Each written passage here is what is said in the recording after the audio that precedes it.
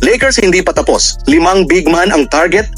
Kamakailan lang ay ginulat ni Rob Pelinka ang mga Lakers fans nang isagawa nila ang trade kung saan kinuha nila si Dorian Finney-Smith at Shake Milton, kapalit si D'Angelo Russell, Maxwell Lewis at 3 second-round pick.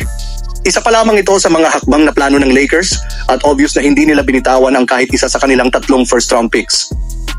Dahil nga wala pa silang binitawang first-round pick, ayon kay Jovan Buha ng The Athletic, inaasahan na posibleng makakita pa ng isa pang trade ang Lakers sa mga susunod na araw o kaya ay hintayin na lamang ang trade deadline sa Pebrero.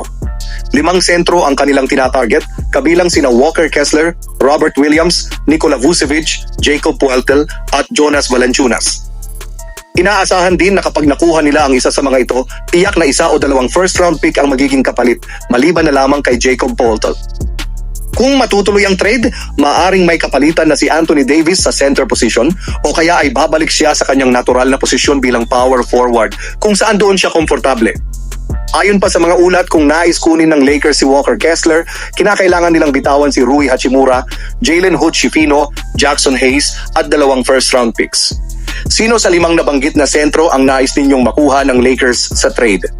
Tuloy pa rin ang usapang Lakers dahil si D'Angelo Russell na dating player ng Lakers at ngayon ay kasalukuyang player na ng Brooklyn Nets para sa pangalawang pagkakataon ay nagsalita na matapos ang trade. Pagkatapos ng trade na naganap sa pagitan ng Lakers at Nets, ibinahagi ni D'Angelo ang kanyang opinyon tungkol dito. Ayon sa kanya, masarap daw ang pakiramdam na makabalik sa isang lugar kung saan siya komportable. Madali daw siyang nakapag-adjust dahil dito siya nanggaling ilang taon na ang nakalipas, kaya't labis ang kanyang pasasalamat sa trade. Sa kanyang unang laro kasama ang Brooklyn Nets, nag-ambag siya ng 22 puntos, 8 assists at 2 blocks sa loob ng 26 na minutong playing time. Mataas din ang field goal percentage niya na 69%.